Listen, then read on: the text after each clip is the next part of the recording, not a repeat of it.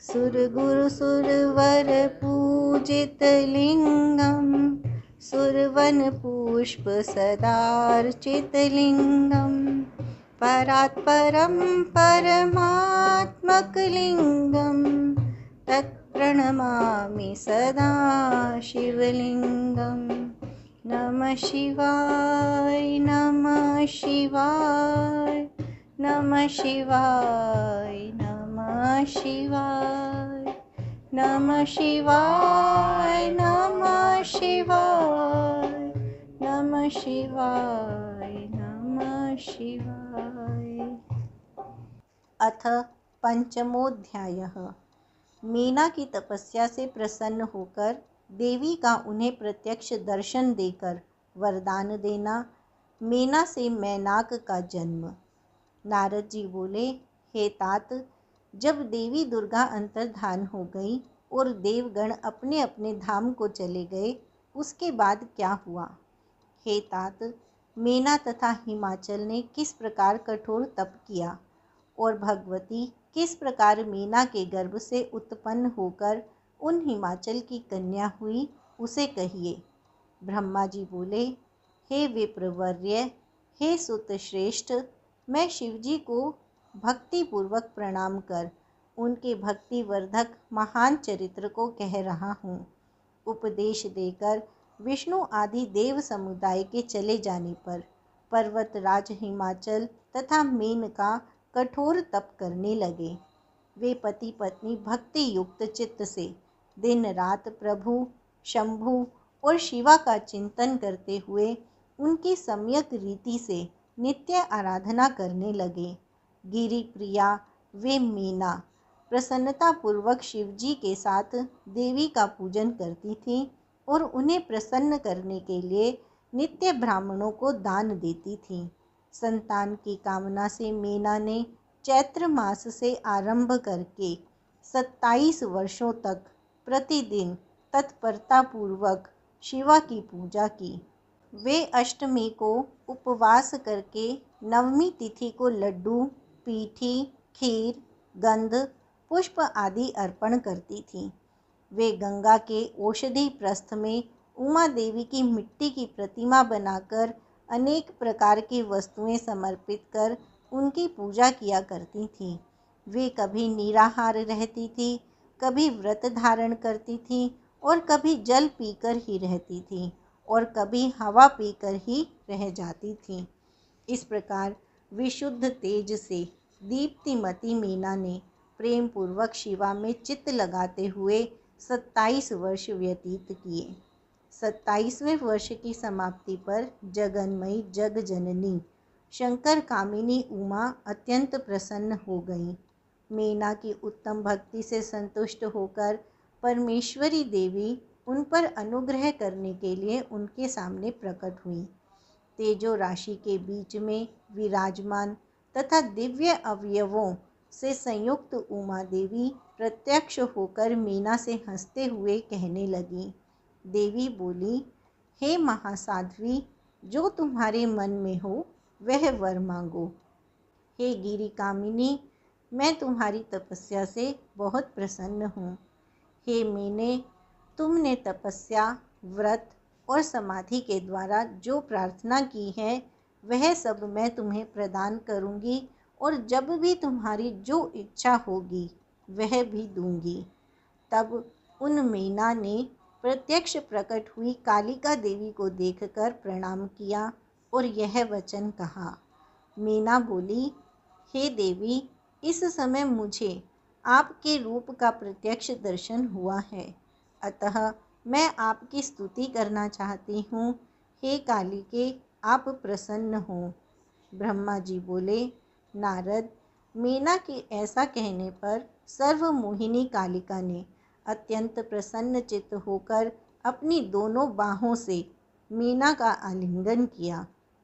तत्पश्चात मेनका को महाज्ञान की प्राप्ति हो गई और वे प्रिय वचनों द्वारा भक्ति भाव से प्रत्यक्ष हुई शिवा कालिका की स्तुति करने लगी। मीना बोली, मैं महामाया, जगत का पालन करने वाली चंडिका, लोक को धारण करने वाली तथा संपूर्ण मनोवांछित पदार्थों को देने वाली महादेवी को प्रणाम करती हूँ। नित्य आनंद प्रदान करने वाली माया, योग निद्रा, जगत जननी, सिद्ध स्वरूपिणी तथा सुंदर कमलों की माला धारण करने वाली देवी को सदा प्रणाम करती हूँ। माता मही, नित्य आनंद प्रदान करने वाली, भक्तों के शोक को सर्वदा विनष्ट करने वाली तथा नारियों एवं प्राणियों की बुद्धि स्वरूपिणी देवी को मैं प्रणाम करती हूँ। आप यतियों के बंधन के नाश की हेतुभूत हैं, तो मुझ जैसी नारियां आपके प्रभाव का क्या वर्णन कर सकती हैं। अथर्व वेद की जो हिंसा है वह आप ही हैं। हे देवी, आप मेरे अभीष्ट फल को सदा प्रदान कीजिए।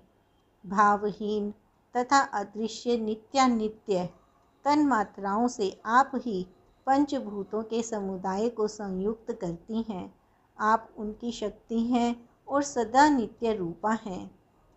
आप समय समय पर योग युक्त एवं समर्थ नारी के रूप में प्रकट होती हैं। आप ही जगत की उत्पादिका और आधार शक्ति हैं। आप ही सबसे परे नित्या प्रकृति हैं, जिसके द्वारा ब्रह्म के स्वरूप को वश में किया जाता है। वह नित्या विद्या आप ही हैं। हे मातः, आप मुझ पर प्रसन्न होइए। आप ही अग्नि के भीतर व्याप्त उग्र शक्ति हैं। आप ही सूर्य किरणों की प्रकाशिका शक्ति हैं। चंद्रमा में जो आह्लादिका शक्ति है वह भी आप ही हैं। उन आप चंडी देवी का मैं स्तवन और वंदन करती हूँ। आप स्त्रियों को बहुत प्रिय हैं। ब्रह्मचारियों की नित्या ब्रह्म शक्ति भी आप ही हैं। आप संपूर्ण जगत की वांछा हैं तथा श्री हरि की माया भी आप ही हैं। जो देवी इच्छानुसार रूप धारण करके सृष्टि, स्थिति, पालन तथा संहारमयी होकर उन कार्यों का संपादन करती हैं तथा ब्रह्मा, विष्णु एवं रुद्र के शरीर की भी हेतुभूता हैं, वे आप ही हैं। आप मुझ पर प्रसन्न हों। आपको पुनः मेरा नमस्कार है। ब्रह्मा जी बोले, हे नारद, मीना के इस प्रकार स्तुति करने पर दुर्गा कालिका ने पुनः मीना देवी से कहा, तुम अपना मनोवांछित वर मांग लो। उमा बोली, हे हिमाचल प्रिय, तुम मुझे प्राणों से अधिक प्रिय हो। तुम जो भी चाहती हो उसे मैं निश्चय ही दूंगी। तुम्हारे लिए मुझे कुछ भी अदेय नहीं है। महेश्वरी का अमृत के समान यह मधुर वचन सुनकर हिमगिरी कामिनी मीना अत्यधिक प्रसन्न होकर कहने लगी। मीना बोली, हे शिवे, आपकी जय हो, जय हो। हे प्राज्ञे, हे महेश्वरी, हे भवाम्बिके, यदि मैं वर पाने के योग्य हूँ तो आपसे पुनः श्रेष्ठ वर मांगती हूँ।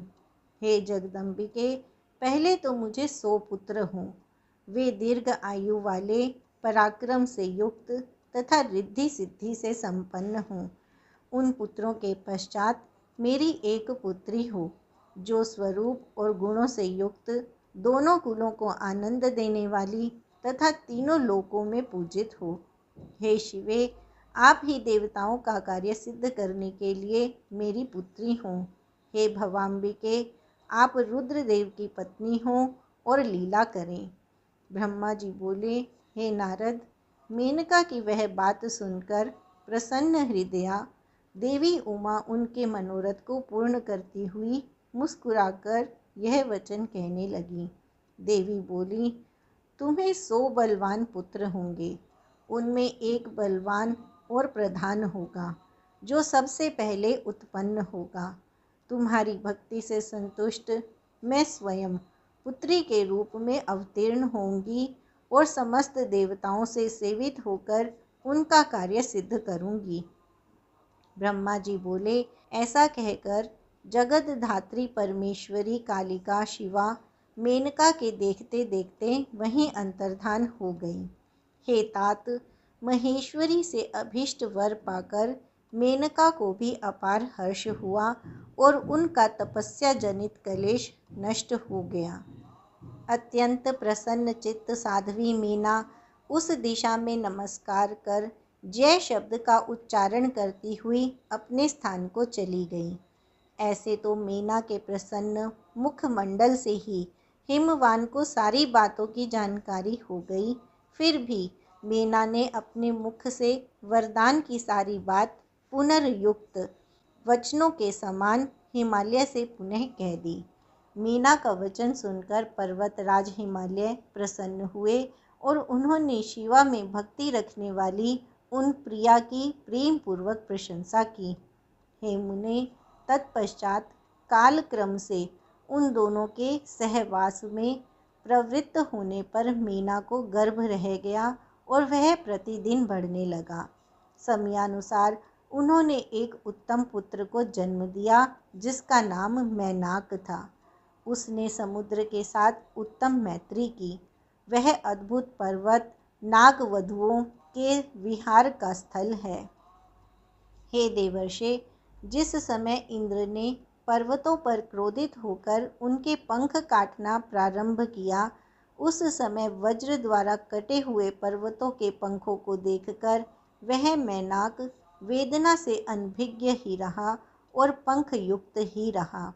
हिमालय के 100 पुत्रों में मैनाक सबसे श्रेष्ठ और महाबल तथा महापराक्रम से युक्त था। अपने आप प्रकट हुए समस्त पर्वतों में एकमात्र मैनाक ही पर्वतराज के पद पर अधिष्ठित हुआ। उस समय हिमालय के नगर में महान उत्सव हुआ। दोनों पति पत्नी अत्यधिक प्रसन्नता को प्राप्त हुए और उनका क्लेश नष्ट हो गया। उन्होंने ब्राह्मणों को दान दिया और अन्य लोगों को भी धन प्रदान किया। शिवाशिव के चरण युगल में उन दोनों का अत्यधिक स्नेह हो गया। इति श्री शिव महापुराणे द्वितीयायां रुद्र संहितायां तृतीये पार्वती खंडे मेनावर लाभ वर्णनम नाम पंचमोऽध्यायः। इस प्रकार श्री शिव महापुराण के अंतर्गत द्वितीय रुद्र संहिता के तृतीय पार्वती खंड में मेना की वर प्राप्ति का वर्णन नामक 5वां अध्याय पूर्ण हुआ। अथ षष्ठोऽध्यायः। देवी उमा का हिमवान के हृदय तथा मेना के गर्भ में आना, गर्भस्था देवी का देवताओं द्वारा स्तवन, देवी का दिव्य रूप में प्रादुर्भाव, माता मेना से वार्तालाप तथा पुनः नवजात कन्या के रूप में परिवर्तित होना। ब्रह्मा जी बोले, हे नारद, कुछ समय बीतने के पश्चात उन पति पत्नी दोनों ने देवताओं के कार्य के लिए जन्म हेतु भक्ति पूर्वक जगदम्बा का स्मरण किया। इधर अपने पिता के यज्ञ में योग द्वारा शरीर त्याग करने वाली भगवती चंडिका ने हिमालय पत्नी मेना के गर्भ से जन्म लेने का विचार किया। प्रसन्न होने पर संपूर्ण कामनाओं को देने वाली वे महेश्वरी अपने वचन को सत्य करने के लिए पूर्ण अंश से हिमवान के चित्त में प्रविष्ट हुई। उस समय महामनस्वी वे हिमालय प्रसन्नता से अपूर्व कांति संपन्न होकर अग्नि के समान अदृश्य तथा तेज समूह से युक्त हो गए। तत्पश्चात समाधि संपन्न होने से गिरिराज हिमालय ने सुंदर कल्याणकारी समय में अपनी प्रिया मेना के उदर में शिवा के उस परिपूर्ण अंश का ध्यान किया। इस तरह हिमालय की पत्नी ने हिमवान के हृदय में विराजमान करुणा करने वाली देवी की कृपा से सुखदायक गर्भ धारण किया। संपूर्ण जगत को आश्रय देने वाली उन देवी के गर्भ में आने से गिरि प्रिया मेना सदा तेजोमंडल के बीच में स्थित होकर अधिक शोभा पाने लगी। मेना ने अपने पति को सुख देने वाले तथा देवताओं के आनंद के कारणभूत शुभ अभीष्ट गर्भ लक्षण को धारण किया। शरीर के अधिक दुर्बल होने के कारण उन्होंने सभी आभूषणों को उतार दिया। उनका मुखमंडल लोध के समान श्वेत वर्ण हो गया और वे प्रभातकालीन चंद्रमा के प्रकाश के क्षीण हो जाने से अल्प तारागणों वाली रात्रि के समान दिखने लगी। गिरिराज मिट्टी के समान सुगंधित उनके मुखमंडल को एकांत में सूंघकर तृप्त नहीं होते थे और गर्भवती होने के कारण दिनानुदिन मीना में उनका प्रेमाधिक्य होने लगा। वे हिमालय मीना की सखियों से सदा यह पूछते रहते थे कि मीना को किन वस्तुओं की इच्छा है। वह लज्जा के कारण अपना कुछ भी इष्ट मुझसे नहीं बताती हैं। कष्टप्रद गर्भ लक्षण के प्राप्त कर लेने पर वे मीना जिस वस्तु के लिए कहती थी उसे अपने सामने गिरिराज के द्वारा उपस्थित हुआ देखती थी, क्योंकि उनकी इच्छित कोई भी वस्तु तीनों लोकों में दुर्लभ नहीं थी। धीरे धीरे गर्भजन्य व्यथा को पार कर पुष्ट अंगों वाली वह मीना पत्तों से समन्वित बाल लता के समान शोभित होने लगी। हिमालय ने अपनी सगर्भा पत्नी को, रत्न भंडार को, अपने भीतर छिपाए रखने वाली पृथ्वी और अग्नि को अपने भीतर छिपाए रखने वाली शमी वृक्ष के समान समझा। महाबुद्धिमान हिमालय ने अपनी प्रिया के प्रीति योग्य अपने द्वारा अर्जित द्रव्यों के अनुसार राजसी प्रवृत्ति एवं अपने शास्त्र ज्ञान के अनुरूप संस्कार दिए। उन्होंने प्रसवोन्मुखी अपनी प्रिया को वैद्यों के द्वारा निर्दिष्ट गर्भगृह में मेघमंडल से आच्छादित आकाश के समान देखा। शुभ लक्षणों वाली गर्भ में जगदम्बा को धारण करने वाली महातेज युक्त तथा सुंदर अंगों वाली प्रिया मीना को देखकर गिरिराज हिमवान बड़ी प्रसन्नता का अनुभव करने लगे। हे मुने, उस समय विष्णु आदि देवता तथा मुनिगण आकर गर्भ में स्थित शिवा की स्तुति करने लगे। देवगण बोले, हे दुर्गे, हे प्राज्ञे, हे जगदम्बे, हे महेश्वरी, हे सत्यव्रते, हे सत्यपरे, हे स्त्री सत्ये, हे सत्य स्वरूपिणी, आपकी जय हो, आपकी जय हो। हे सत्यस्थे, हे सत्य सुप्रीते, हे सत्य योने, हे सत्य वक्त्रे, हे सत्य नेत्रे, हम सभी आपकी शरण में प्राप्त हुए हैं। हे शिव प्रिये, हे महेश्वरी, देवताओं के दुख को दूर करने वाली आप तीनों लोकों की माता, शर्वाणी, सर्वव्यापिनी तथा भक्तों से स्नेह रखने वाली हैं। हे त्रिलोकेशी, आप प्रकट होकर देवगणों के कार्य को पूर्ण करें। हे महेश्वरी, हम सभी देवगण आपकी कृपा से सनाथ हो जाएंगे। इस संसार के सभी सुखी मनुष्य आपके द्वारा ही उत्तम सुख प्राप्त करते हैं। आपके बिना इस त्रिलोक में कुछ भी शोभा नहीं देता। ब्रह्मा जी बोले, इस प्रकार सभी देवगण प्रसन्न चित्त होकर गर्भ स्थित महेश्वरी की बहुत स्तुति करके अपने अपने धाम को चले गए।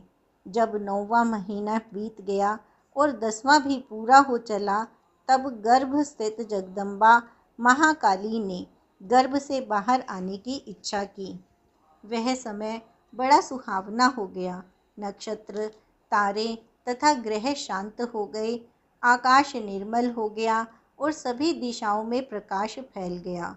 वन, ग्राम तथा सागर के सहित पृथ्वी पर नाना प्रकार के मंगल होने लगे।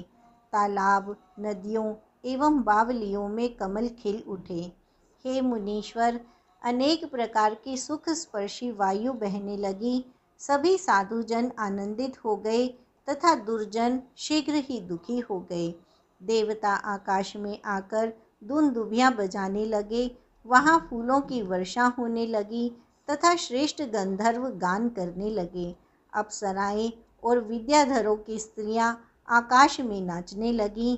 इस प्रकार आकाश मंडल में देवताओं आदि का महान उत्सव होने लगा। उसी उत्सव पर आद्याशक्ति सती शिवा देवी मीना के सामने अपने रूप में प्रकट हुई। वे वसंत ऋतु के चैत्र मास में 9वीं तिथि को मृगशिरा नक्षत्र में आधी रात के समय चंद्रमंडल से गंगा की भांति प्रकट हुई। वे शिवा मीना के गर्भ से अपने स्वरूप से इस प्रकार प्रकट हुई जैसे समुद्र से महालक्ष्मी का आविर्भाव हुआ था। उस समय भगवती के प्रकट होने पर शंकर जी प्रसन्न हो गए और अनुकूल, गंभीर, सुगंधित तथा शुभ वायु बहने लगी। उस समय जल की वर्षा के साथ पुष्प वृष्टि होने लगी। अग्निहोत्र की शांत अग्नि प्रज्वलित हो उठी और बादल गरजने लगे। उनके प्रकट होते ही हिमालय के नगर में समस्त संपत्ति स्वतः आ गई तथा लोगों का सारा दुख दूर हो गया। उस अवसर पर विष्णु आदि समस्त देवगण सुखी होकर वहां आ गए और प्रेम से जगदम्बा का दर्शन करने लगे। वे शिवलोक में निवास करने वाली शिव प्रिया महाकाली दिव्य रूप धारिणी उन महामाया जगदम्बा की स्तुति करने लगे।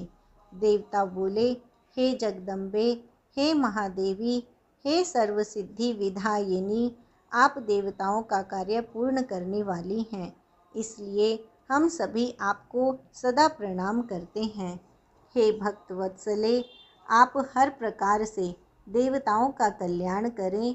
आपने मीना का मनोरथ पूर्ण किया है, अब शिव का भी मनोरथ पूर्ण करें।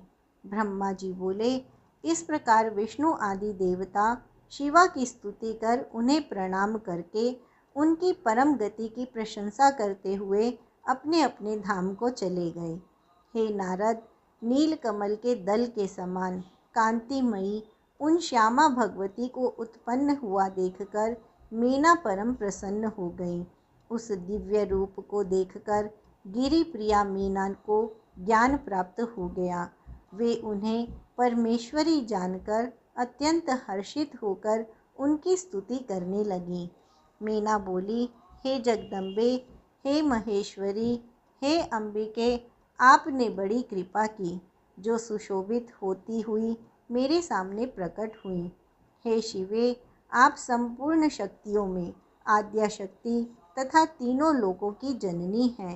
हे देवी, आप भगवान शिव को सदा ही प्रिय हैं तथा संपूर्ण देवताओं से स्तुत पराशक्ति हैं। हे महेश्वरी, आप कृपा करें और इसी रूप से मेरे ध्यान में स्थित हो जाएं और अब मेरी पुत्री के समान प्रत्यक्ष रूप धारण करें।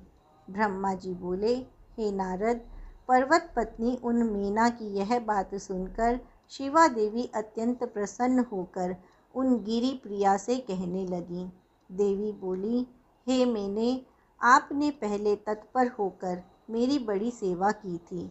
उस समय आपकी भक्ति से अत्यंत प्रसन्न होकर वर देने के लिए मैं आपके पास गई थी। वर मांगिए। मेरी इस वाणी को सुनकर आपने वह वर मांगा था। हे महादेवी, आप मेरी पुत्री हो जाएं और देवताओं का हित साधन करें। तब मैं आपको आदरपूर्वक वह वर देकर अपने धाम को चली गई। हे गिरि कामिनी, अब समय पाकर मैं आपकी पुत्री हुई हूँ। आज मैंने जो दिव्य रूप धारण किया है वह इसलिए कि आपको मेरा स्मरण हो जाए, अन्यथा मनुष्य रूप में प्रकट होने पर मेरे विषय में आप अनजान ही बनी रहती। अब आप दोनों पुत्री भाव से तथा दिव्य भाव से स्नेहपूर्वक मेरा निरंतर चिंतन करते हुए मेरे परम पद को प्राप्त होगे। मैं पृथ्वी पर अद्भुत लीला करके देवताओं का कार्य सिद्ध करूंगी, भगवान शंभु की पत्नी होंगी और सज्जनों का उद्धार करूंगी। ब्रह्मा जी बोले, ऐसा कहकर अंबिका शिवा मौन हो गई और उसी क्षण माता के देखते देखते अपनी माया से प्रसन्नतापूर्वक नवजात पुत्री रूप में हो गई। इति श्री शिव महापुराणे द्वितीयायां रुद्रसंहितायां तृतीये पार्वती खंडे पार्वती जन्म वर्णनम नाम षष्ठोऽध्यायः। इस प्रकार श्री शिव महापुराण के अंतर्गत द्वितीय रुद्र संहिता के तृतीय पार्वती खंड में पार्वती के जन्म का वर्णन नामक छठा अध्याय पूर्ण हुआ।